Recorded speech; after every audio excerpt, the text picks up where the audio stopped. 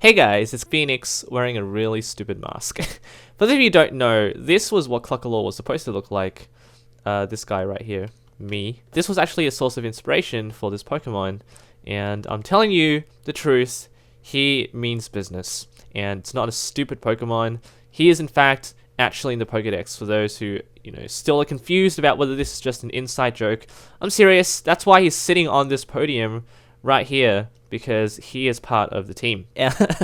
So on the bottom left hand corner, you'll realize that I've changed the formatting of the progress bar. It's no longer going to show a percentage, it's rather going to show the number of days until alpha. So it's actually going to be counting down now, so even more exciting. I hope you guys don't mind that little change. Matter of fact is that the percentage meter is no longer really representative of our progress. As soon as the storyline is finished, which will not take long, the team is going to set the project status to alpha. So really hopeful to actually get the alpha map released to a select number of people to just have a play around with it and just fly around. It's not really going to be playable completely yet. Just really want to test it out, make sure everything is running perfectly. August 14, 2014. Just for the record, that was the first day I started working on this entire madness, this entire project. So I don't know how many of you guys have been sticking around since I first started YouTube, but that's pretty much when I started this project. Okay, so what I want to do today is to share with you how I install Pokemon in this project. So it's going to be a little bit dry for people who have come for, the glitch videos, the really interesting quirks of Minecraft. This is more of a technical video because I haven't really done something absolutely technical in a while on this channel, mainly because I'm short on time. But I'm going to quickly run through the entire procedure in short form, so I'm not going to actually delve into the intricacies, the details of what I have to do, because that's going to take way too long. In fact, to install the Pokemon, it takes almost 1 to 2 hours to do. So if you guys want to, you can post a question in the comments and I'll get to it. But I won't, go into all the details in this video. Okay, so first thing you need to do is actually model the Pokemon and animate it. So that takes a while in itself, so probably 1 to 2 days. It's not my job, it's the job of the modelers, of course, but I actually organize how that works and the designs and how it should look. That's what I do, but I don't actually model it myself. After that, it has to be sent to the resource pack manager, that's TPC Bonehound. He has to install it into the server, and then we have to update the server so the resource pack is installed. Okay, so after that's done, everything else is on me. So I need to work on all of the rest of the procedures. So as you can see in front of me, we have the redstone sky layers. This is all the data storage, so there are a lot of command blocks that go into this, all of them hand placed, so there are no filters running. So in fact, it's really arduous, really hard work. So for each line, what I need to do is install the following. So let me just run through each one real quick. So I need to install the dex number. That's really just the ID, so we can select the Pokemon individually from their values, scoreboard values rather than their name. It's just a lot quicker, more efficient. And then all the stats. So that runs through a little bit. So attack, speed, defense, and all that stuff.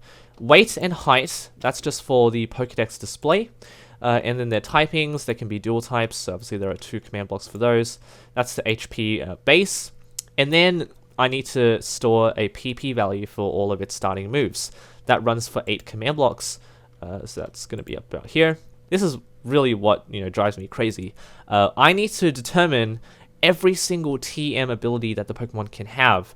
This goes for a while because I need to actually put that into the spreadsheet and then think about whether it's possible for it to actually learn all those moves. So that goes on for 100 command blocks. Goes all the way up to, it's still going. TM 34, 79, 99. HMs as well, so not just TMs. That goes for 1, 2, 3, 4, and 6. Not 5. I actually don't know what HM5 is. I'm not going to look it up. And then I need to provide the armor stands, which is for the battle display, and the Pokédex display as well. I need to actually provide them with names of the attacks, so 4 attacks, that runs for 4 command blocks. That's the last one. And then its Pokédex entry, so it clones a command block to the starting system, so the capture system. So when you capture a Pokemon, it will show its Pokédex display, so I need to actually have its own descriptions. Okay, so I'll show you guys that in a moment. The next thing I need to do is install the starting moves and the animations. So there are going to be 4 for each move, because each move can have its own move slot. So that's going to be 16 combinations. For example, Thunderbolt. So if it can learn Thunderbolt, it's going to clone a move animation for Thunderbolt into its correct location. So after that's done, it's going to clone that. It's a little bit complicated. That move animation is cloned to the storage system, then the storage system is cloned over to the Pokemon storage system. It's a little complicated, but it's necessary. That is the storage system that I'm talking about. So it needs to, combine them in like a set and then clone it back to the Pokemon. I'm not really gonna describe why I need to do that, but it's necessary. Okay, let me go over to the Pokédex entry first. So this is all what the live stream viewers actually saw me do. I did it non-stop. Well, I was able to talk with chat, so that was kind of what made it more interesting and more interactive. This is the Pokédex display, so all the Pokemon's entries are stored over here, so it's going to clone one of them over to here. So this is the capture system. Right. Where is it gone? Right here. So it's going to clone it somewhere there, and then that provides you with the Tellraw display, and then you can click it to exit out of the display, and then it's going to send the Pokemon into your storage. So your storage of 6. And of course, with the Pokédex entries, I need to type out the entry myself, and then I need to do that for all the stats and all the moves. So that takes a bit of time as well. But after that's done, I can type it into the command block like so. That gets displayed, so I can just actually show you that right now. Here we go. I can do it for this one. So you can see that's what happens, and then there's a command block over here which allows you to click out of it. So that's what I mean. Okay, so after all of that's done, I need to install the move animations and the move learn set. So this is obviously going to be different for every Pokemon, so there's no template. Like I had a template over there, but I can't really do it. So what I need to do is either type it out all myself, or look for a current move or a current Pokemon that has that move, and then clone that over, and then change the name of the Pokemon to the current one that I'm working on, like Guiltine, and then the level it learns that move. So I need to do that probably between 8 to 12 times. So there are 6 for each of them. So that's probably around 60 to 80 command blocks extra. And then if the Pokemon evolves, I need to do it for the evolving Pokemon as well. So that probably adds a bit, maybe twice as much time if it evolves. But after all that is completed, which probably takes another hour or so, I need to finally let the game know which model it is. So that's all over here. So it's only for the battle. So as soon as the Pokemon has been installed into the resource pack, I can add that to the data structure right there, which is going to clone the correct command block over to the battle, so the correct Pokemon actually appears during battle. Shane Stone, who's a Redstone on the team, he also is working on the evolution system, so if the Pokemon evolves, he is going to make sure it evolves to the correct Pokemon. So that's all somewhere here.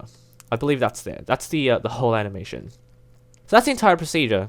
It's really quite exhausting, and I need to do that every month. That's why the percentage was showing at 78 for a while, but that's only because I'm installing the Pokemon, which takes a very long time. But I've gotten rid of that anyway. You're going to see a date countdown instead now, so pretty exciting. Thank you for everyone who's sticking around. This was really technical, but I just thought you guys could have a look at what Redstone Spawn looks like as well. And it's actually pretty organized. It's not as messy as it really looks. It's actually not quite messy. You can see everything is placed in the correct area. If you guys enjoyed this video, make sure to leave a like and subscribe for more creative content and Pokemon updates like this one. Thanks for watching. Take care.